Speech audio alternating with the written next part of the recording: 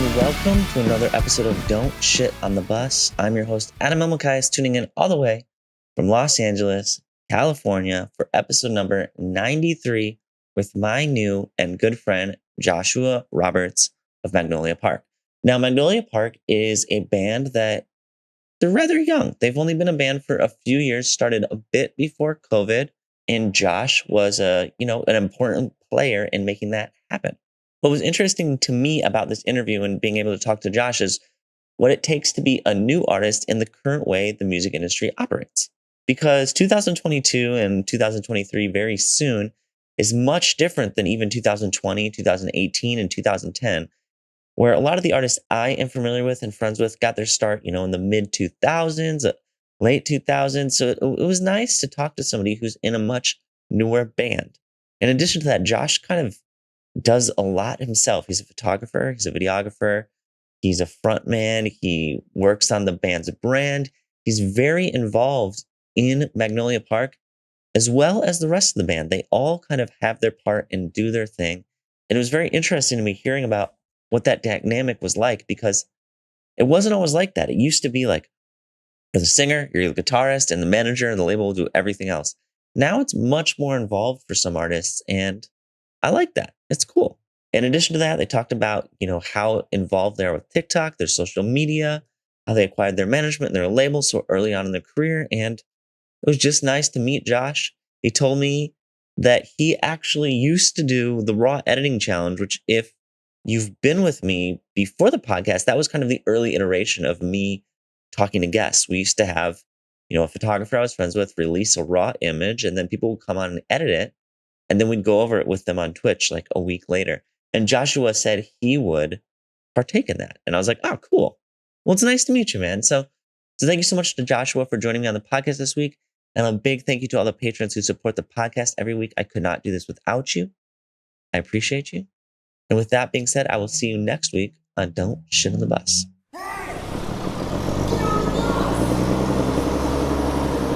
Hey, welcome, Josh. Nice to meet you, man. Nice to meet you as well. Is Jaybird a name people would call you, or is it just your Zoom name? No, they just randomly put that for my Zoom name. I've changed it so many times, and it's always gone back to Jaybird. I don't know. You got to go to the Zoom website and change it on there. Oh, okay. Yeah, that's probably why then. I've been doing it for my phone. It's like, yeah, no. Rename every time you join a chat. You got to rename it. It's such a hassle. What you up to today? Where are you at? I am at the audio compound. We are doing a live session style video today. I actually have Tristan in the other room right now. He is running over a few final mixes for the album that we're releasing pretty soon. So we're all just scattered and doing everything. That's great. I'm pretty jealous. I feel like that's good vibes there. There's good food around. And for people who've listened to the podcast for a while, this is where Neil used to record from. Because Neil did the first 32 episodes with us. And he would always be at the audio compound. So, oh yeah, it's been a journey. That's awesome, man. Well, I was researching your band. You came to me through Bing, who I know you're good friends with and I'm good friends with. And your band's pretty young, 3 years young. And if you don't count COVID, you would probably still be counting your band's, age in months. That's amazing. Congratulations. Yeah. Thank you. Yeah, it's been a lot of hard work and just leaps of faith. Yeah. Have you been enjoying it? Oh, yeah. Yeah, it's been amazing. The touring opportunities that we've had, the countless of musicians that we've met, that we've looked up to, it's been pretty cool. We haven't really gotten the chance to sit back and really take it in, just because we've been all right, cool, we have to do this, and this. But it's cool. We take those moments when we can. So your band started in 2019. COVID probably happened less than a year later? Yeah. Did you guys tour before COVID happened? No. Actually, our first tour was our first major tour was February this year. So you guys were just getting riled up for 3 years, just ready to go. Yeah.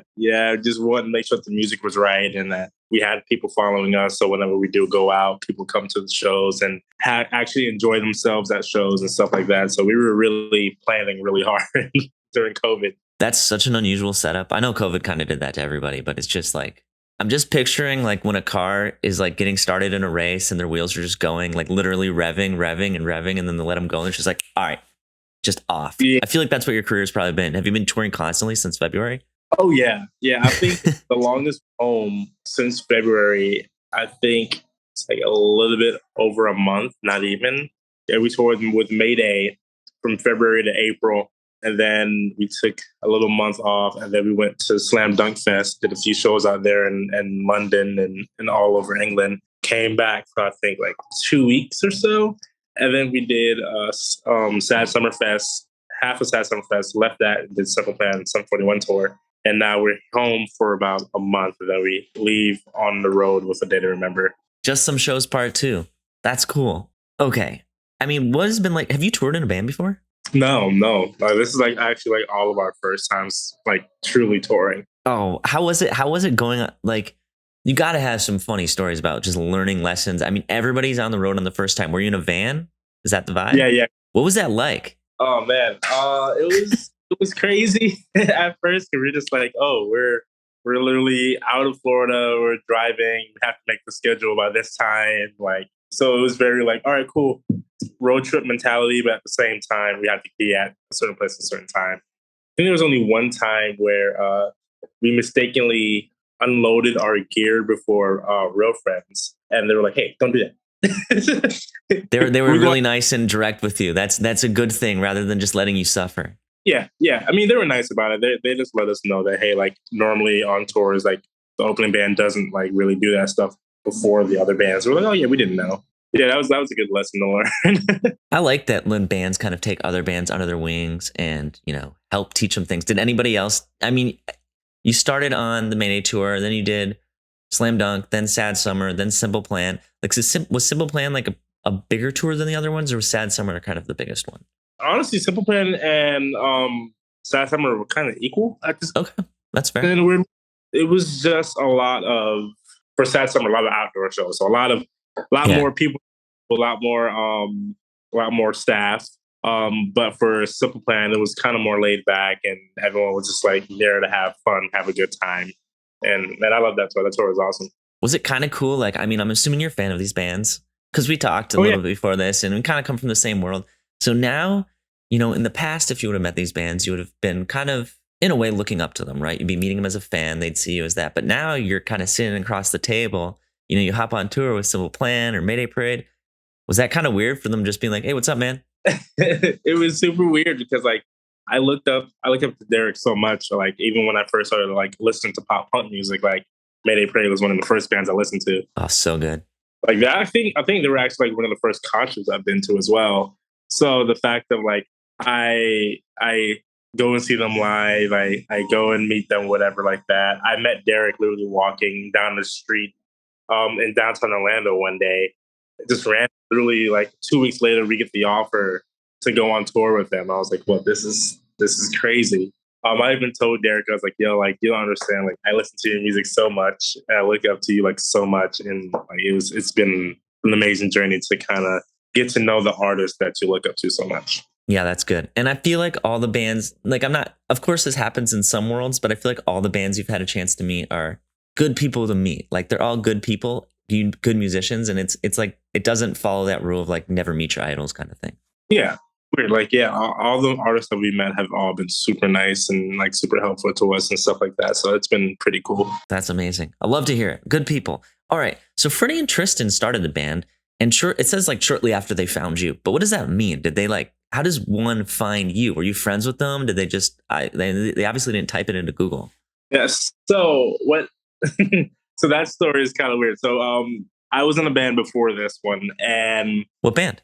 It was this band called Autumn. It was like a small town band. That's fair. That's cool. We were looking for a guitarist at the time, and we found Tristan. And Tristan came into the band for a little bit, and then we needed the bassist. So Tristan brought Freddie in, and so it really didn't work out with that. And Tristan and Freddie ended up leaving, and then they were talking about starting another band with just like them. And then they were like, "Wait, we need Josh in this team." So like. They literally started it, and then I came in like a day or two later. How many more people were in Of Autumn? There were 5 people total. Yeah, total in that band. So were the other 2 like, you guys? You just 3 of you got, what's going on here? No, for a while I did both bands. Oh wow, respect. They just got a new guitarist, new bassist, so we kept doing that. I think like we played shows like with like Automatic X would play shows with Red Jumpsuit Apparatus, Secrets, all these guys with Avadum. And then they were like, all right, they actually were like, you know what? We're kind of jealous of Back Park now because of everything that's happening. And then they're like, all right, we gotta let you go. And I was like, I totally understand. So They mean like everything that's happening is like your career is progressing in these milestones as far as like getting management, getting a label, kind of things like that happening. yeah, they were just like, oh, what about us? I was like, we're not doing anything really. Because like in that situation, it was just more like, oh, we're just a bunch of friends hanging around, just having a good time, playing shows when we can. And I was like, I want to take it seriously. I want to take it to the next level. And the band Magnolia Park, we were like, we want to take this to the next level. We want to push. We want to see how far we can get. The guys at the time, they were like, yeah, we want to do it, but they weren't really like showing that drive as much. I love those guys. Those guys are awesome. It was like, come on, show that drive and we can do it. And then inevitably we split ways. So it was all good. I mean, yeah, everybody in the band internally kind of has to be on the same page or it doesn't really work. Did you guys have a formal conversation with Magnolia Park or should I say Mag Park? It does sound much better. Do you guys in Mag Park have like a formal conversation where you sat down and you're like, we're going to do the damn thing. Like we're going on the road. We're making this a career. Oh, we've had many conversations like that. Like, oh, we're doing this. We're literally in the thick of it now. Like, especially when we first got our deal, we were like, all right, guys, we've been competing at the local level to get to. Now we're competing at international level. Bigger pond. Yeah, that everyone knows, that everyone loves. We have to stack up to these guys. We have to make sure that we're still in people's mouths, even though now we're touring with like Mayday Parade, Simple Plan, Did Remember, all these guys. It's like we have to make sure that we're still remembered in a way. So we have to go harder. We have to write more. We have to do this and that to make sure that we're still perceived the way how we would want to be perceived. Yeah, I mean, you guys are kind of like, whenever I talk to like labels and management, they always say like, we're looking for an artist that kind of is doing everything on their own, but then we can come in and kind of elevate it a little bit. We can give them the funds. We can give them some resources. And I feel like you guys do that. Like you're always making videos. You're always making content. You're always like, where does that drive come from? Like, how did you guys establish that would be your workflow, I guess you'd say? I mean, like for us, everything that we do is basically like in-house still. Like we have our own graphic designer. We have our own photographer, our own videographer. Joe and myself are who's Joe's my drummer. He is also a videographer, so am I. So we're always constantly thinking about stuff to do. We're always constantly thinking about what we can put out in terms of, all right, we know 6 weeks is normally when playlists happen, so we have to make content in between those 6 weeks to keep people so we're always like thinking about what's the next step for a release. Like, because we know nowadays it's more visual content than audio content. So we always have to keep the visuals up, and just to think about what we can do just to do that is always a fun process for us. So does everybody, I know you said you have stuff in-house and that Joe does video as well. Do you guys all have your own role, or does everybody kind of meet up and just make it work? It must help that you're all on the same page. It's like, all right, we're making this as big as it can be. So everybody's just pushing all the time. Oh yeah, for sure. I mean, like we have Tristan, Freddie, and Vince. They're the main writers. They literally eat and sleep writing. Like they're always constantly something new. And then you have like me. Me and Joe. We normally do like video stuff. If Evan isn't available, Evan's our video guy. Shout out Evan. Got to respect the creatives. Oh yeah, Evan Draper, man, he's amazing. And we're always constantly thinking about stuff to do. And then we have Jessica Griffith, who does all of our graphic designs and photos. She's amazing at everything that she does. Literally all of our merch she has done. And then you have Jared, who is like basically a social media guru at this point. He's just always on social media answering messages and stuff like that for us whenever the others can't. And then Tristan comes up with all the wacky TikTok ideas and stuff like that. And it's just like everyone has their role that we all come together and be like, oh, we're doing this today. So when you guys were looking for Jared, Vincent, and Joe, because did I say Vincent or Vince? Both. You can say either or, yeah. All right, Vincent or Vince. When you guys were looking for Jared, Vince, and Joe, like, were you also, you're like, all right, you can play an instrument, but can you also do TikTok videos? Is it just like everybody kind of fell into place? It's not like you interviewed people looking for them to fulfill a role within the business too. Yeah, everyone fell into place, really. I mean, like with TikTok, for example, Jared was the one to be like, "Hey, we need to be on this. We need to be on this." Yeah. So when we finally did, and we finally broke down and did it, and we saw the success from it, we were just like, "Wow!" Like we were missing out so much from this world because we were like, "Oh, it's TikTok. It's just going to be another like dancing app or whatever like that." But it turns out that like a lot of labels nowadays are like looking through TikTok to find bands, and they're like looking for other musicians that way. So yeah, Jared was the one to really help us with the TikTok in the beginning. Just be like, hey, start doing TikTok, start doing this. Well, good job on Jared, because Bing told me, Bing's their manager, guys, just for anybody. He was on the podcast before, amazing dude, but Bing told me that he discovered you guys through TikTok. Yeah. So it worked. You got management. That's like the first hardest step too. That's sick. Yeah, Simple Plan actually found us through TikTok as well, which is crazy. Oh, to like take you guys on tour? Yeah. They found us on TikTok, like they were like in our comments, we're like, no way, this isn't happening. This is Simple Plan. And we finally meet them in person. They're like, yeah, like we found you guys through TikTok. We're so glad that you guys are here doing this thing. And man, I'm glad they took the opportunity to take us on tour and it's like put their trust in us to make sure that we're good openers for their whole tour. So that's awesome. Yeah, that's great. Man, TikTok's working wonders. It's absolutely insane. I love it. It's and I feel like it's training. Like, I don't know about you guys, but I feel like everybody's good. I know you do video, but I feel like everybody's good at photo and video to a level that nobody was even 10 years ago. Yeah. It's so true. Like the amount of editing that people do in TikToks now is completely insane. Yes. It's so good of an editing app too. What the hell? So it's really well done. And there's a lot of people who are now just like, we have created something that we can literally shop to people now. Yeah. So it's super crazy for that. And it's also helping people with their marketing skills. It's helping people with so much other things because it's literally everyone's on it. Yeah. Everyone's on it. So you can see, oh, this is how you market. This is how you do this and that just from like scrolling through TikTok, which is crazy. Yeah. I feel like you guys are doing a band right in 2022 because I feel like 10 years ago, yeah, you could just get away with just playing music. Mostly you had to use social media a little bit. 10 years before that, it was just music. There wasn't anything else, music and running your business. Now you're a musician, but you're a brand and you got to be like a working creative to some extent in the band. It's wild. Yeah. You literally have to do it all. Being in the band nowadays, a bunch of our buddies are always like, oh, what do you guys do? It's like, we literally do everything. You have to do everything in order to succeed, especially nowadays. Like TikTok has literally run the world for 3 years now. Yeah. So like it's either you become a part of it and you feed the beast, or you just like kind of have to sit back and hope that something happens at this point. Yeah, I agree with you. And how do you think you see other bands kind of, maybe older bands or bands that have been in it for a while don't have to use it as much as younger bands who need to kind of get their footing? But do you see people kind of falling out of view who are, kind of dating themselves with their methods? Or do you think they're not mutually exclusive? I definitely see like the dating part, just because there's a lot of people who are like, oh, I'm just going to stick to the Facebook and Instagram route because this is what we do, but you're not going to get that much reach. I mean, like I've noticed it, like a lot of bands have stopped posting on Facebook because there's no point of posting on Facebook anymore.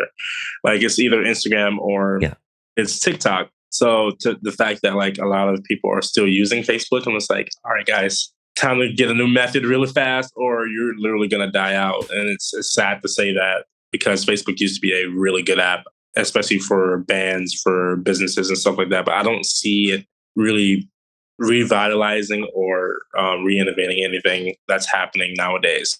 Yeah, I just automatically post my Instagram posts to it, and that's about as involved as I'll get. I'm sure you guys do the same thing. Oh yeah, for sure. Like I can't tell you the last time I've actually made a post on Facebook. It just feels like a boomer hangout. Like everybody on there is just like old school. Like, I don't know. They're like on there and watching like CSI reruns or something, Law and Order. No hate if that's what you do in your free time. That wasn't meant to be a call out or a pass. Like, I don't know what you watch. Oh man, I'm a Criminal Minds fan. We love that. Oh yeah. Criminal Minds type. All right, cool. Yeah, fair enough. I talked to Bing a little bit and he told me, and I looked at some of your other interviews, and it looks like you guys draw a lot of inspiration from anime. Is that across the board? Like every member of the band is like, we love anime? Or is it one member that's like, we have to put this in the band? Like, what's the vibe there? It's like half and half. So Tristan, myself, and Jared, we all love anime. I'm pretty sure I'm the one who watches it the most out of the band. I can see your hat is like. Oh yeah, it's Tokyo Ghoul. Actually, it's one of my. Is that favorite. an anime? I like, dude. I'm gonna sound so old when I talk about it. You can make fun of me as much as you want. I'm all about learning though, so feel free to correct me. Yeah, so this is an anime called Tokyo Ghoul. It came out, and I'm pretty sure like early 2010s about that. I could be wrong on that, but I think that's when I first started watching it. I loved it. It was an amazing anime, and I just love the art style, the work that they put into it. So I was like, yeah, this is. Once I saw this, I was like, yeah, I'm gonna get it. There's no escaping this one. Connor likes anime too, and I saw him nodding your head when you said 2010. He was like, oh yeah, that's right. He really loves it. I've gone over to his house multiple times where it's just been playing on the TV. We're not watching it. It's just the background. Either that or some dude walking around in Japan. Oh. You seen those videos where the people just walk around? Yeah. Pretty cool. Yeah, they're cool. They're cool. Definitely makes me want to visit Japan a lot. So, have you been there yet? I haven't been there yet. We're waiting. We're hoping that you'll fly south. Let's go. Yeah. Japan. Oh, they know. We made it known. Like, we want to play Japan. We want to play Tokyo. I want to go to Okinawa. Let's make it happen. Who knows? It could happen. I've been there with Neil. Oh, really? Yeah. I went with Neil. Neil and I went early and just kind of hung out there. Oh man, I want to go to all the animation studios that are out there in Japan. Like, I definitely want to visit and see what it's like out there. Yeah, I feel like you could convince label. You'd be like, you guys, this is important field research. Like, we need to get inspired for our music. We need to go to Japan. Like, you got to pay for it. Like, take us out there. We don't even need to play a show. Just send us to Japan. Not even that. Like, we want to create our own. On top of that, we want to create our own anime. We want to definitely build up a hype for it and stuff like that. We already have the characters. If like people watch our videos from the beginning, they've seen the characters already. So the fact that we can now like focus on probably doing that pretty soon would be pretty cool. Yeah, you have Baku, Art Eater, and Soul Eater, right? Am I close? Close. We have Baku, Dream Eater, Pumpkinhead, TV Head, Liar, Houdini, and then some more characters that have yet to be revealed.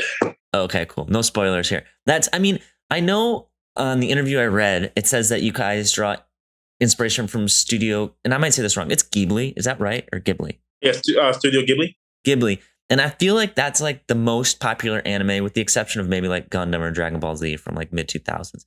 But you guys go a lot deeper than that, right? Like you're like know a bunch of anime, right? Yeah, oh yeah. I mean, some of our songs have been inspired by watching like a few animes like Soul Eater or Naruto or like just other like not really that mainstream animes. Like we just kind of like watch it in the background and then we kind of get inspired from that. But Soul Eater has been a very big part of our process for sure. Do you enjoy talking about anime? Because I want to go a little deeper if that's cool with you, because I don't understand it and I want to understand it. I love it. Okay. There had to be a point in your life where you weren't like, anime wasn't a part of your personality yet. You know what I mean? Because I feel like when you go into anime, you go in deep most of the time. And oh yeah. How did you, like, what was your gateway into it? Like, what got you hooked? The first anime that I've ever watched was a Yu Hakusho. I think it was like 4 or 5. 4 or 5 years old? Yeah. When that's came young. Out. Yeah. Like I was always into anime, but I didn't watch it as much as I did back then. Now from back then, because it was Dragon Ball Z, it was Inuyasha, it was Zatch Bell when that came out on Toonami and stuff like that. So yeah, I started young, but like I didn't really get into it like fully until I was about 13, 14. So that's when I really like dove into it, and from then I've always been watching anime. So what's it mean to go from like watching it to diving into it? Like, do you mean you started buying comic books and you started like kind of learning about the characters and going in a little bit, like you didn't just watch, the surface level shows, you really kind of went in deep to the more independent?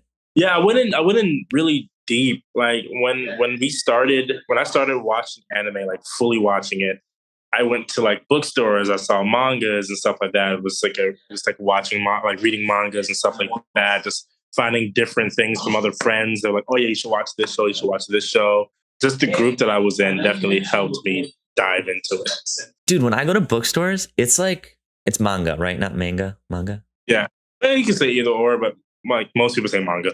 Oh, as long, okay. When I go to bookstores, manga is like legitimately like 30% of the store sometimes. It's so, or at least the section is massive. It's like insane how much anime there is. Yeah, it's just because like there's so many chapters that artists produce. They want to make sure that no stone gets left unturned.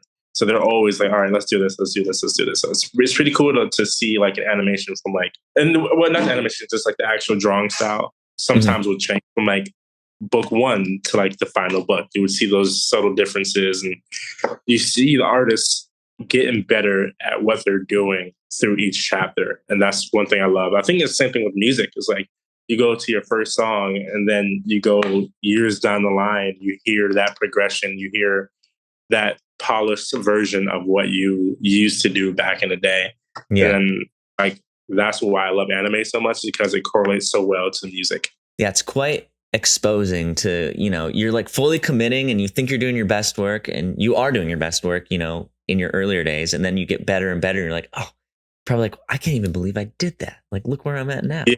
But you got to do it. Songs from like other bands I listen to, and I'm just like, oh, I did that. I said that, or I sounded like that. Like, wow, it's like that progression is uncanny. Sometimes it's hard to come to terms with that. You like listen to old interviews or old something. You're like, oh, kind of cringy. But all right, you gotta put your time in. Oh yeah, you have to. Yeah, that's sick. I mean, I think it's always cool when you can kind of relate something in your current career with, or parallel it to like another industry, because I kind of feel the same way. Like when I was doing things as a photographer, I didn't compare myself to other photographers. I always looked at bands and I was like, oh, this is how bands market themselves. This is how they get better. This is what they do. And I was really interested in music, but I wasn't a musician. I feel like you guys are kind of doing that with anime. And that must be so helpful to have that guide that isn't quite the same as everybody else's guide. Yeah. Yeah, because most bands, they just look up to other bands. Like we really look up to animes. Like I think like Soul Eater is like one of the big ones for us that we look up to, just because the style of like the attire kind of fits ours. And then also the animation style, the progression between the characters. Like it's like a short anime. So I think it's like a 23 episode. Is that like one season or something? I know they do stuff differently there, but yeah, it's one season, and so much unfolds in that one season. So many characters get introduced, so many backstories get told in that small amount of time, and it's so amazing. Yeah, I mean, I've seen artists release comic books with things they create before, but I feel like you guys are about to take this to a whole nother level. Oh yeah, for sure. We already got like an artist in mind that we would love to work with. It's just hard to get a hold of, and it's expensive. Like to do an anime is very, very expensive. Hopefully we can get that done. So Soul Eater, can you explain it to me? Like when you say that you relate your attire to them, and you rate, like you had all these things that you drew inspiration from. Can you explain that a little bit deeper? Like I want to know more, if that's all right. Yeah. So for Soul Eater, it's basically a weapon and a meister, but the weapon itself is a person that can turn into that weapon. Yes. Soul Eater. Makes sense. Yeah. And so basically they go to a school, and the Grim Reaper is the headmaster of that school. Yeah. And in order to one of his weapons, you have to eat demon souls. So they're in to all eat these, I think it's like 100 souls that you have to eat in order to become a Grim Reaper's weapon. And the main character is the daughter of the current weapon that the Grim Reaper has. They're like right-hand men and stuff like that. And then towards the end of the series, you find out that she's not only a meister or a weapon holder, she's also a weapon herself. And she didn't know that until literally the final episode. They literally like and then it ended? Yes. I love it and I hate it at the same time, because they show that this big reveal, and then that's it. That is it. That is done. And then you're just like, Connor, have you watched this? Was it frustrating for you too? Very much was, but it was good frustration. Yeah. You're like, yeah, this is so good. And then you're like, all right, next episode, we're going to figure out what's happening. And then it's like, yeah, that's it. That's the end. Ta-da. Well, I hope your band doesn't follow that closely. You don't like release a record and then break up or something. No. We're so committed that we have to follow it this closely. No, we have to do the long haul. We have to do it. Yeah. Hey, respect. I'm here for it. Man, I know you're at the audio compound where Andrew Wade pretty much lives. I think Neil lives there too. They probably have, I mean, I know they have beds in that place as well, which is pretty cool. But Yeah. how excited? I mean, are you from Florida? Yeah. We're all from here.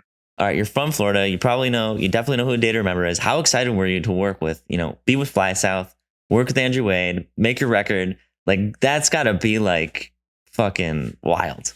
It was insane because when we first got here and we saw the plaques on the wall, which like literally they're literally right here.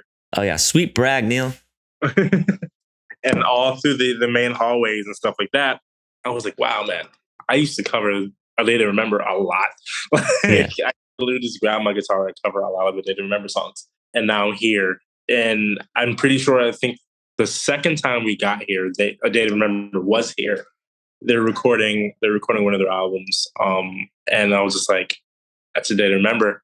I gotta play it cool. So when they walk past, like, hey, what's up, guys? And they're like, hey, what's up?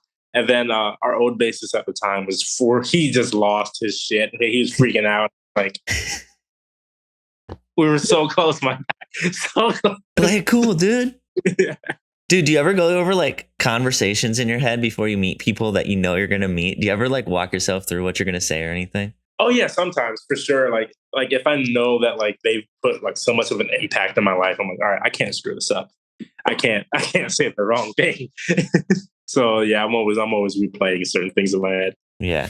That's how I am too. Especially even with podcasts, like as soon as I start writing them, I start like kind of asking myself questions like, all right, what am I going to say? How's it going to go? So when I actually get there in front of them and I'm a little bit nervous, it kind of comes out, a little more organically. Well, that's cool.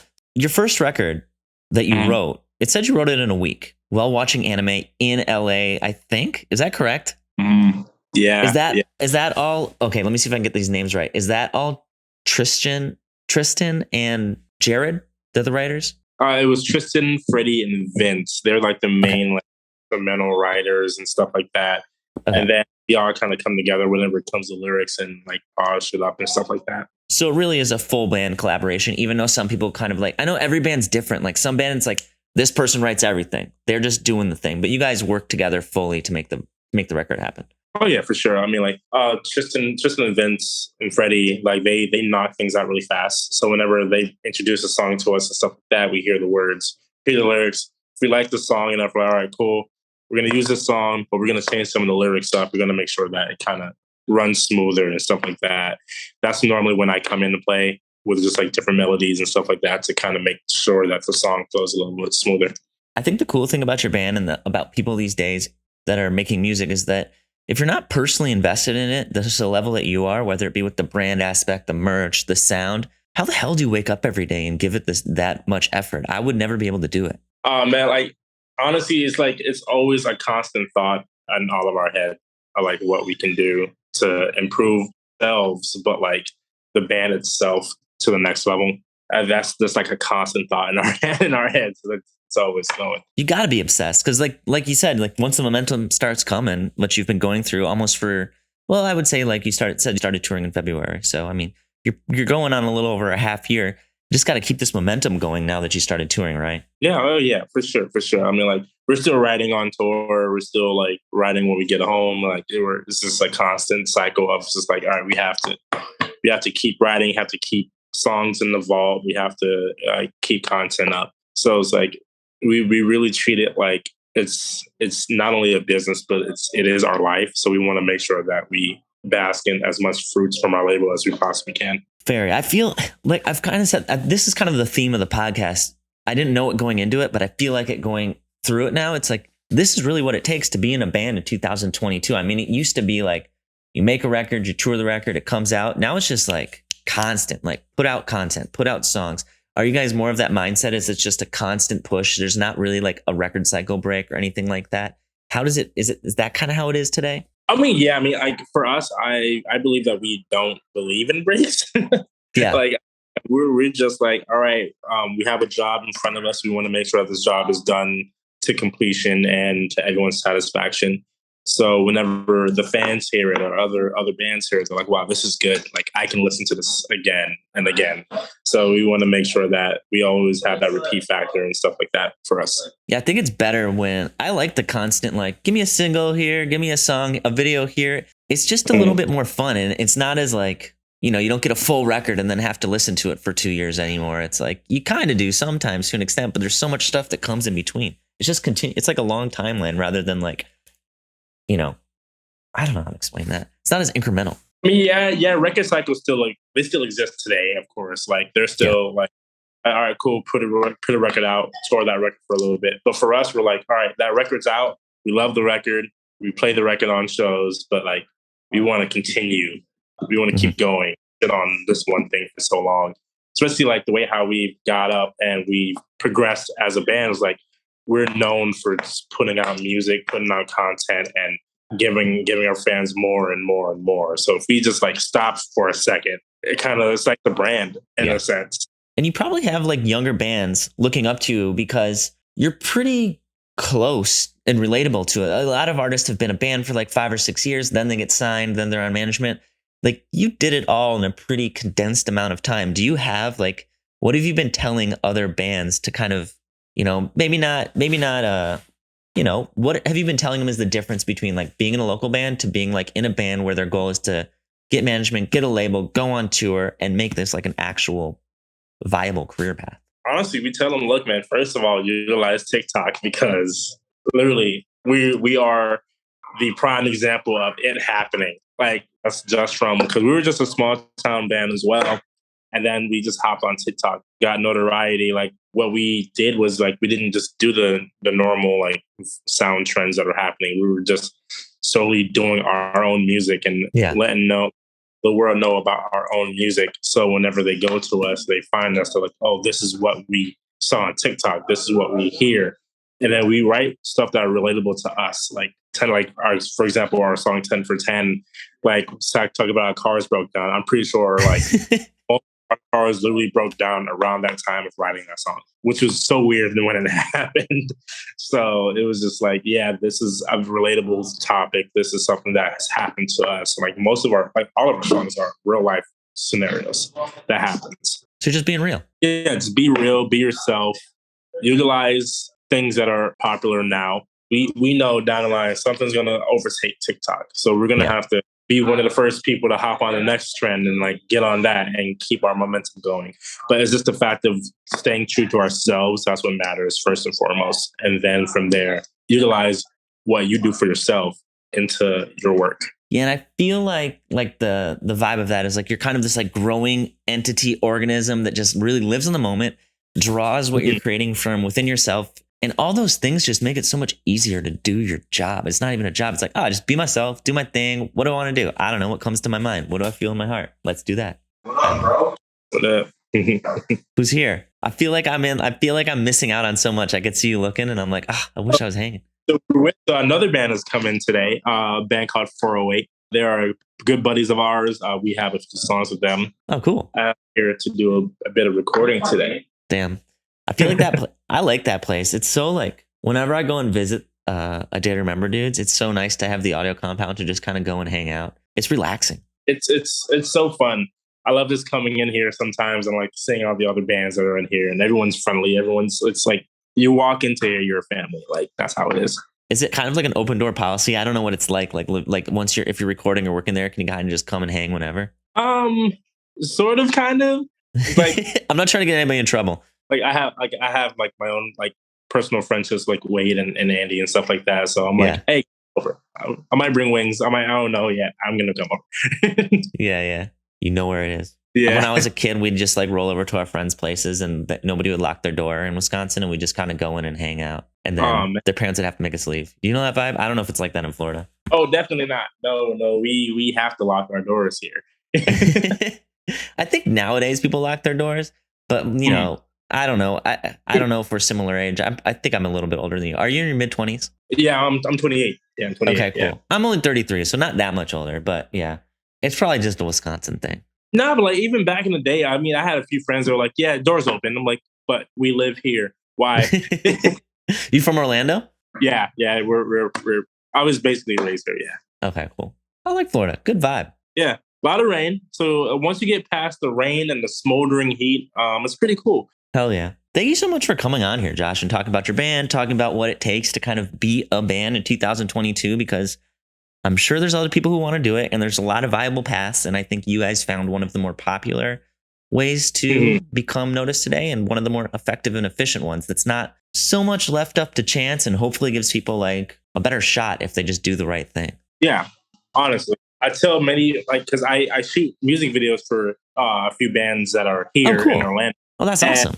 I got to check that out. They're like, oh, how do you do it? I'm like, honestly, just keep grinding social media. Like I tell them all the time, labels look for bands and artists who literally can do it all. Like that is the new wave. If you don't have a social media presence, 9 times out of 10, a label won't pick you up because you don't have a social media presence. Then you need to show them that you can sustain your own fan base without them. Yeah. They just kind of elevate it, right? They just kind of like bring it up. They like give you the money, give you the resources, and like keep doing the thing, but a little bit better. Better. Yeah. Last thing a label wants to do is use more money on an artist. You could stop right there. Yeah. We want them to be self-proficient in what they do, post and do stuff like that. Yeah, hell yeah. All right. We have a question we like ask everybody when they come on here. Shower shoes or no shower shoes when you're touring? I don't know. I know you guys have toured a little bit now, so you have to have run into this. Oh, no shower shoes. No shower shoes. I'm good with the no shower shoes. Yeah, I feel like if you're from Florida too, it's like, I don't know. If it rained that much where I lived, I would walk outside barefoot all the time. Yeah, I mean, if you're in Florida long enough, you're built different in a sense. Like, yeah, whatever. You like built different. You're a Florida guy, Florida man. What's the thing? Yeah. Florida man, right? You got the public criminal records there.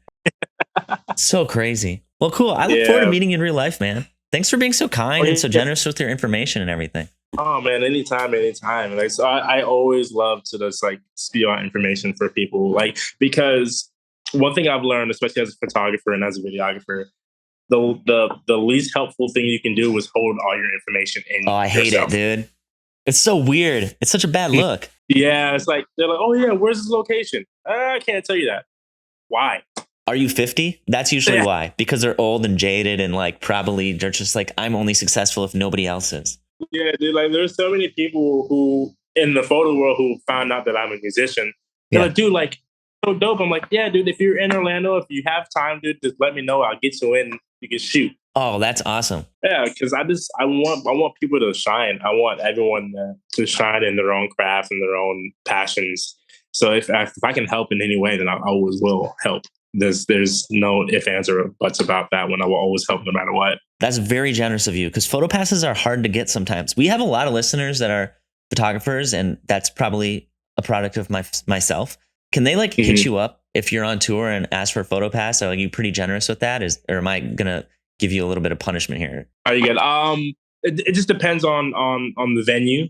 Normally we try and get like at least 1 or 2 photo passes a show. If we don't have anyone already, we're like, hey, there's been many photographers who've hit us up already, and we're like, yeah, like let us know. If you already have a ticket, you just need a photo pass. Let us know, because we normally have like about 10 like comp tickets that we can give out. So if we're in like a random city that we don't know anyone, there are people hitting us out. Dubuque, Iowa. Like like example, Iowa. Like if someone's like, hey, like I want to shoot your show. This is my work, and we love their work. And we're like, all right, cool. Like, you need a photo pass? Sure, here you go. We're not going to use it, so we have 10 comp tickets. So why not? And it's like, you guys, you can't suck, because Josh is going to know. You better be good, or he's going to pick up on it. You can't fake it. He's one of you. Oh, yeah, for sure. Yeah, for sure. Hell yeah, man. Well, thanks for taking an hour out of your Tuesday morning to come and chat with me. Like I said, look forward to meeting you in real life. Best of luck with the record you're working on. Tell everybody I said hey, and thank you so much again, Josh. Appreciate it. Thank you. Thank you so much.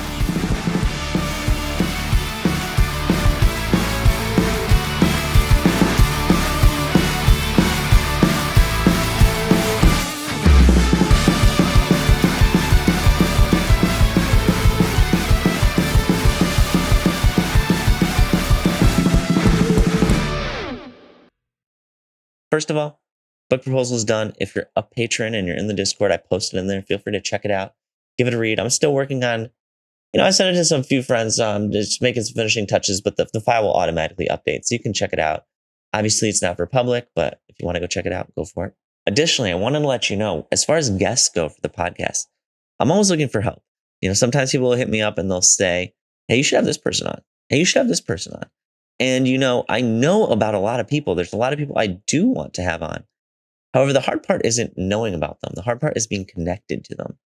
So if you can connect me to anybody, I'd be more than happy to kind of listen to what you have to say and take it into consideration. Of course, I do want somebody who's kind of in a good social standing or has proof that they have a pretty decent following and have done this for a while. I can't just, have a bunch of local bands on here, as much as that would be cool. I do want people that bring their own audience as well. But I am open to, different types of people. So feel free to reach out if you ever have any suggestions. I'm all ears. I just want to talk to people who love the music industry as much as I do and are interested in learning and sharing their experience. All right. See you guys later.